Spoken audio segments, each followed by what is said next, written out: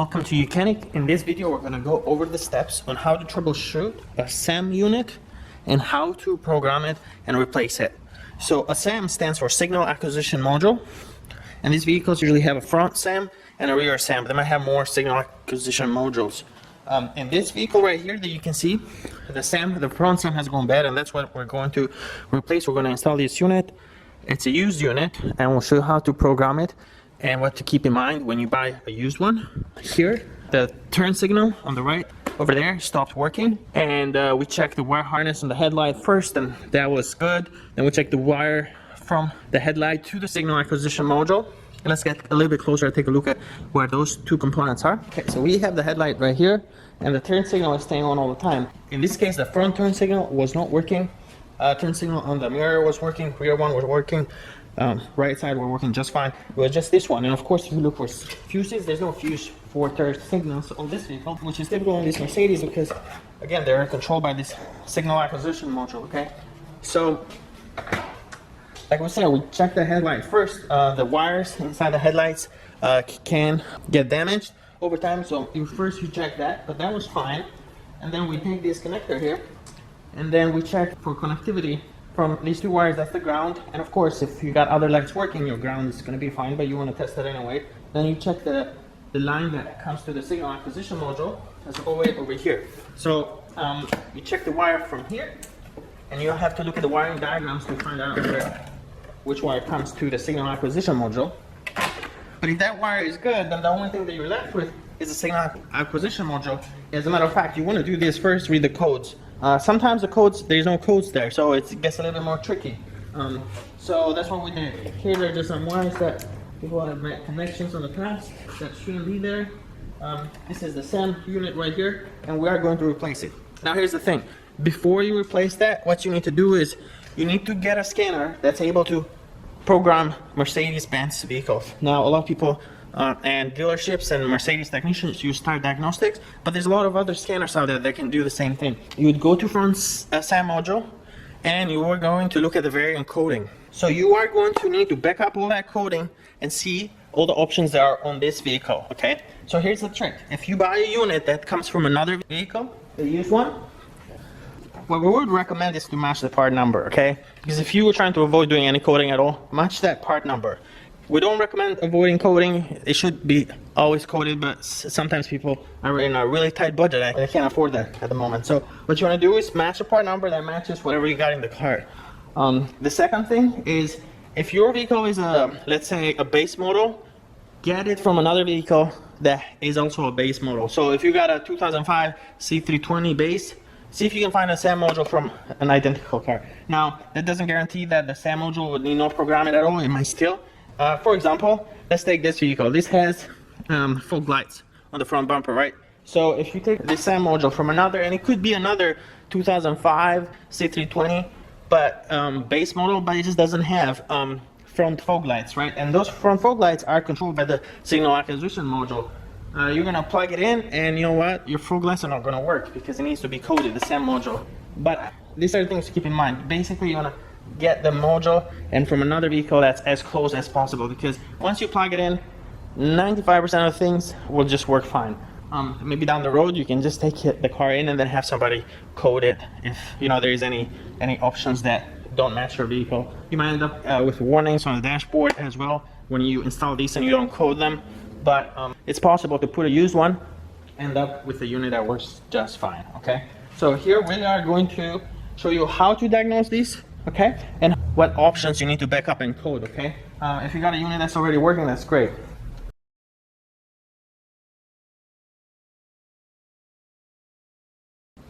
Okay, so since we know we're dealing with a front signal acquisition module, there's rear SAM and SAM front signal acquisition front. Okay, that's what we need. That's what we're replacing. Okay, and read codes. Of course, you want to do this. The first thing, this is what you need to do. Read codes. Oh, look at that. Oh, a lot of codes here. Now, it's important to point out that the codes that are current are an issue that's going on. These that stay stored, they're intermittent. So it might be coming and going, basically. You know, it's like it could be a damaged wire, for example, or a poor ground, you know. So sometimes it makes contact, sometimes it doesn't. At the moment, it's making good contact. It's checking, it's saying, hey, it's working fine, so let's make that a stored code here, like under voltage, for example. But it says store at some point, vehicle head under voltage, all right? So you want to read all these codes. You don't need to clear them yet, but you need to go to variant coding, okay? And under variant coding, you gotta look at these options here, and then you gotta back all these variant coding options, because this would vary a little bit, but for example, on the Star Diagnostic, it's very similar. In the menu, you would go to variant coding. Here, with this scanner, what we could do, we can just code in backup, okay? And we're gonna do backup variant coding. This is gonna store everything from this vehicle, okay? So we're just gonna say 2005 C 320 front SAM, okay? So I am going to, this file name is a little bit too long, front SAM 320. Okay, let me see if that works.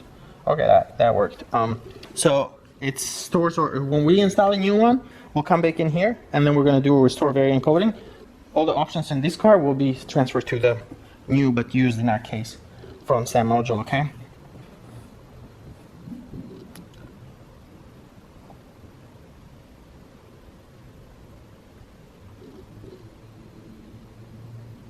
So really quick, some of the options that are controlled by this front SAM module, for example, there is washer pump front, there is auxiliary water pump, headlamp cleaning system, so you got headlights that spray water and get cleaned. This vehicle doesn't have them, but you know, the SAM module could be coming from another vehicle that has that option. So that coding needs to be changed. Cornering lamps, what that is the fog lights down on the bumper. When you're at low speeds, like under 20 miles per hour, and you turn the steering wheel, your right or left, you know, if you turn right, your right fog light turns on to illuminate. This is a pretty common feature in a lot of Mercedes, but not all of them have it. So these kind of options need to be transferred to the new SAM module, okay? So we're gonna go ahead and replace it now, okay? Okay, so we're getting ready to replace the front SAM module.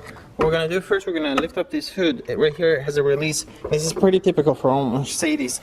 You can lift up the hood all the way up, okay? So that gives you more room. And then the second thing you need to do is disconnect the negative terminal on the battery. We've already done that on these cars. The battery is going to be either on the passenger side on the engine bay over there, or if it's not there, most likely in the trunk. And if it's not in the trunk, under the rear seat. And in some models, like the GLs and the R-Class and some MLs, it's actually under the passenger seat on the front, okay? But once you disconnect the battery, and actually you do that, you'll come here, and we need to get the SAM unit out, okay? So it's going to be a little bit of work here. It's not too bad. Okay, so what we're going to do is we're going to disconnect this wiper arm right here, okay? Because this is going to give us room to move that wiper away. Okay, so you just pop that up. Then now we can move this wiper arm like so. Okay, and then this will, later we can move this around. Okay. Another option is you have to just remove this piece right here and then get that disconnected. Okay. So one thing to keep in mind is that there's a lot of connectors you got here, and what we recommend is take pictures before you unplug anything, so that way if you forget a connector, then you'll figure out where it goes. Now these connectors, typically you can interchange them because they only go in one specific spot, but sometimes you might have a couple that can be interchanged, and then you don't want to have that issue. Okay. So now I'm going to start unplugging these, and these have little clips, so you push that, and then on this side, okay. And I'll show you this in just 1 second.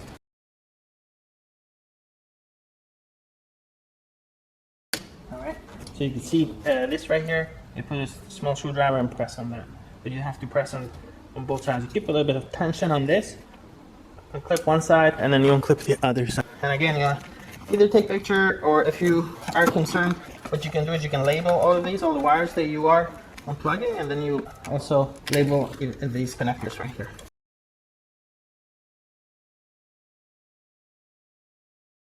Alright, so here we got the ECU. We're going to have to unplug this as well. Okay.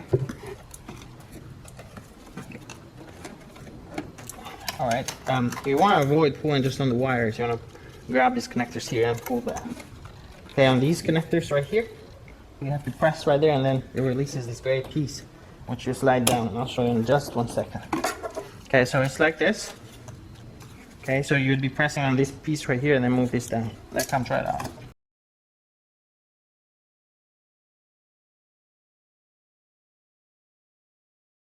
This one, you have to press this on one side and then push right out.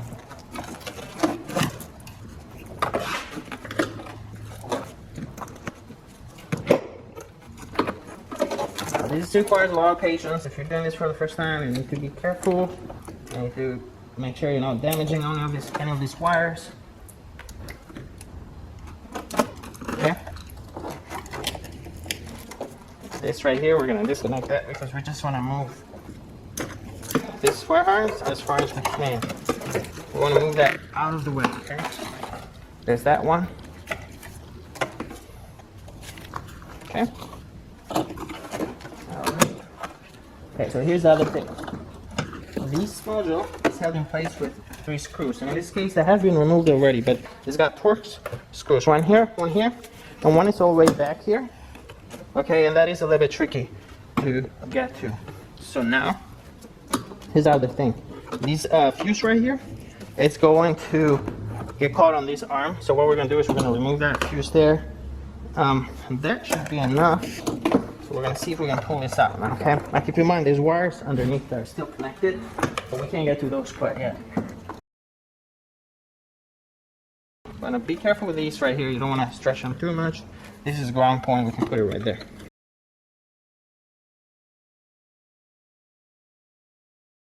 And that's it. Not too bad, right? Okay.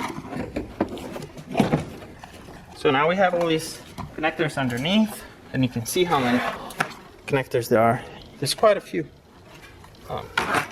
So again, take some pictures. I mean, having done this multiple times, you don't need to do that, but you probably want to mark these pretty well. It's gonna be like a puzzle trying to find where everything goes. Probably one of the hardest parts in the job, especially if you're doing it for the first time. Okay. See, when these units fail, I mean, you have issues where like one of the headlights works, like the low beam works on one side but not on the other. Maybe one turn signal works, one fog light works. Just pretty strange issues like that. And honestly, it's a really common problem with these vehicles, especially on the W203 and the CLK, the W209 as well, and the E-Class, W211 chassis.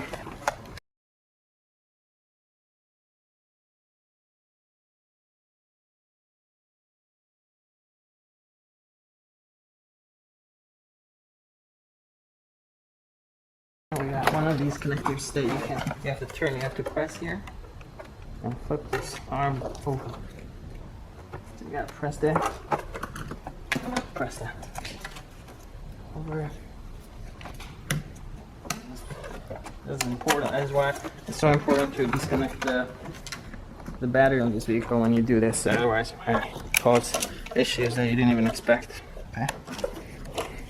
There's the old one.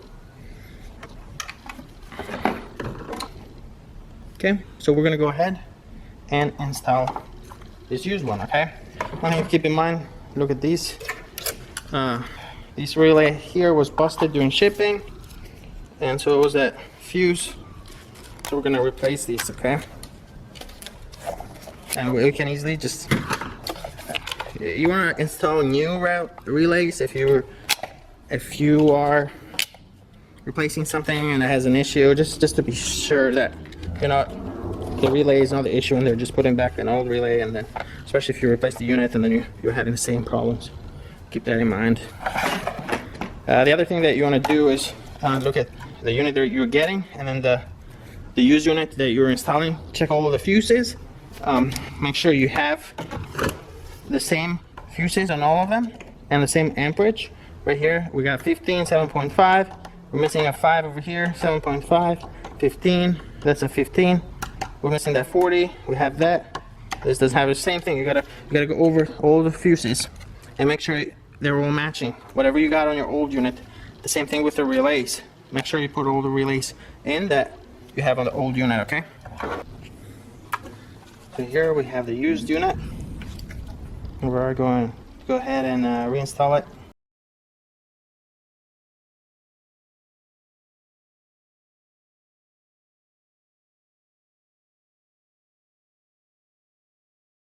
is we gotta cut this one first. Otherwise it just doesn't go in with the other one in there. Alright, so this is the ones that you just have to press and push this piece here to put them. This right here is a connection that was made before. We're going to remove this.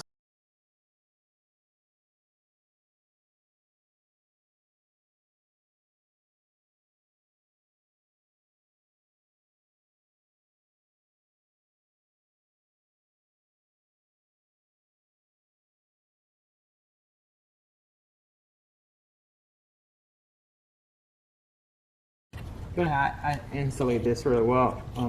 You should use new tape, and ideally I'm gonna use shrink tube in here, because if you don't insulate these very well, what's gonna happen is that humidity could get to that and make it through the wire and damage that circuit board. It'll take a long time for that to happen, but definitely can happen. Okay. And then we go with these connectors.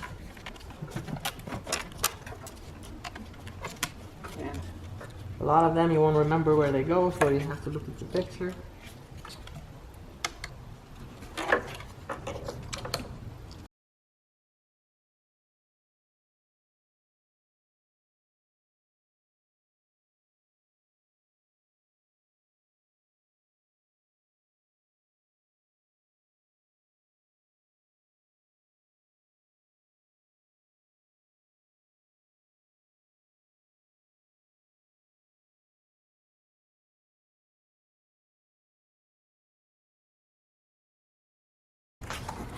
So that so helps. We can just look at this right here, so you can see that all the way over to this side.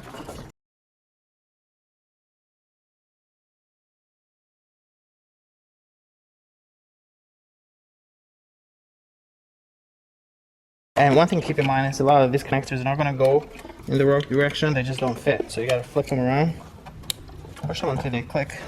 Make sure you do that as well. Okay.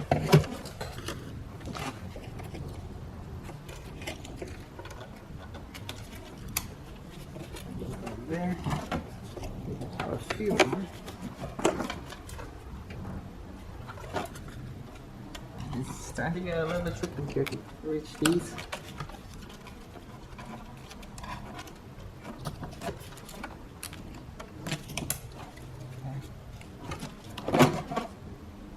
This one actually goes right on top there, so let's keep this.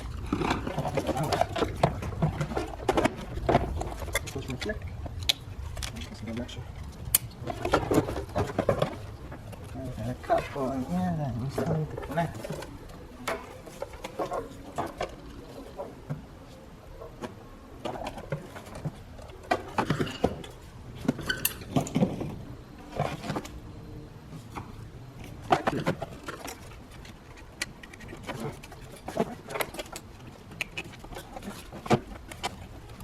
Got this long left, and it seems like it goes right here. It can be color coded, like in this case, you know, green connector with green connector, but most of them are blue and white, so it's not gonna have a whole lot, or black. So we got one that's all the way there.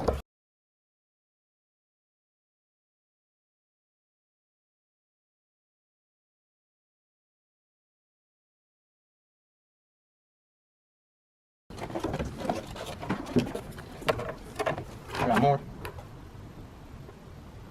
And then section goes next to green.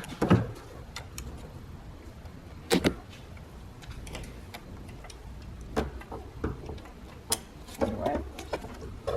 Hear that? Okay. So lastly, we're going to make sure we don't have any other connectors that are missing. Or I should say they're not connected. Okay. Let's go.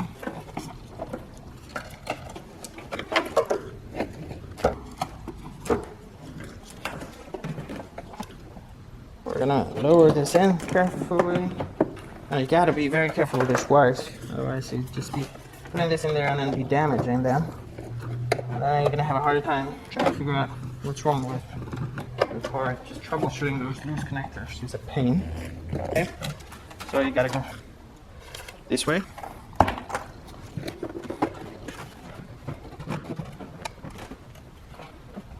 Okay. That's it.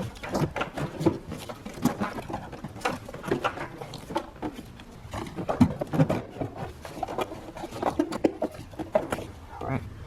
So, thing to keep in mind is this fuse that we removed here for 50 amp fuse actually.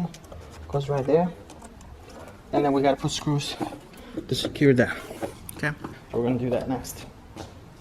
So we put 2 screws on the back now, one there, and we have the last one over in this corner. Here you do have to be careful with screws. You're just gonna twist, and then might drop down, and then, so just put them down by hand first, and then screw them.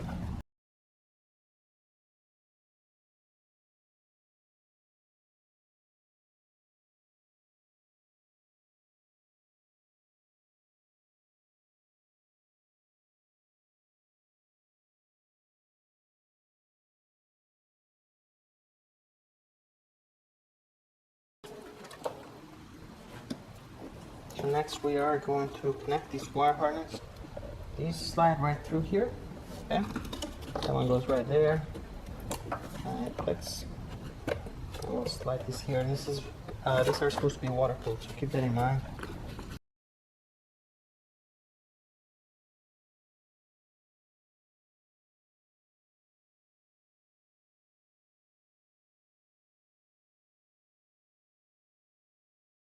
So okay, now we can move this over. Alright. Connect that later. I'm gonna connect that at the end, but for now, I'm gonna slide this one here.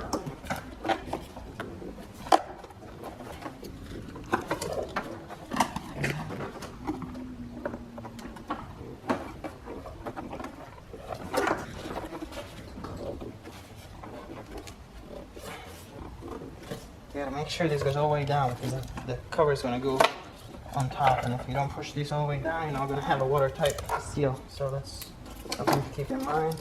Alright, so here, the way that you connect these, I'm gonna start with the further one out here. This is our connectors for the ECU. Alright.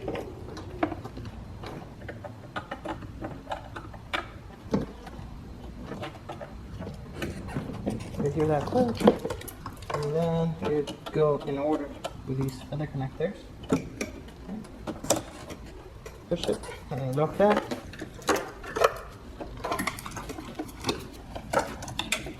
And these connectors, you can't really interchange them because they just don't go, but you do need to be careful because you don't want to push hard on these, otherwise you're just going to damage these connectors, or worse, these pins, and then you got a bigger problem.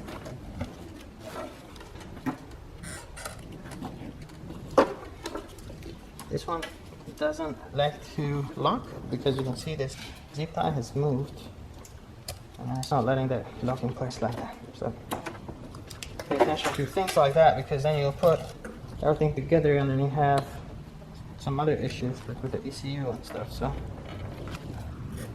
okay. Now I've seen cases where these connectors are loose and then first something else stops working.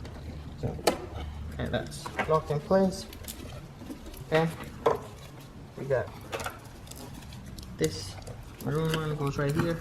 I said there's a dot with a color there. These two join together and they only go in one direction. So. Okay, and now we have one more and it goes what? Right.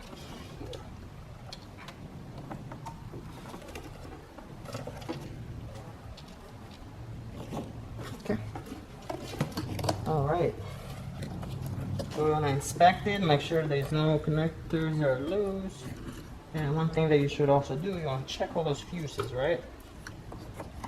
And then putting those used relays, it's a little bit of concern because then what if one of those relays you just put in there is not working? So it's important to put new check. Fuses are easy, you can check them, but relays you should just replace. Okay. So then the other thing is you just slide this back here. Oh, before we forget this, simply just move the arm so these two line up together and then push this down. Okay? That's it. that's secure. Now, there's one last thing we gotta do, and I think you know what that is. And no, it's not connecting the battery. Of course, we gotta connect the battery, but after that, what we gotta do is we gotta transfer the coating over. I mean, for example, this car doesn't have headlight washing system. It does have fog lights. So we gotta go into the front SAM module and then back up, restore all the coating. Basically, it's going to restore it from the. Let's read fault codes.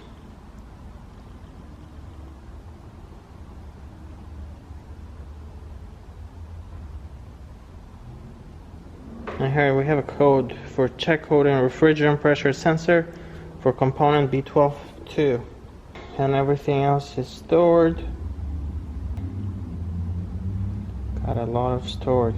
We got another current code right there. Okay, it says left turn signal lamp is faulty, so in this case it could be the bad light bulb there on the headlight. So let's go ahead and clear these fault codes.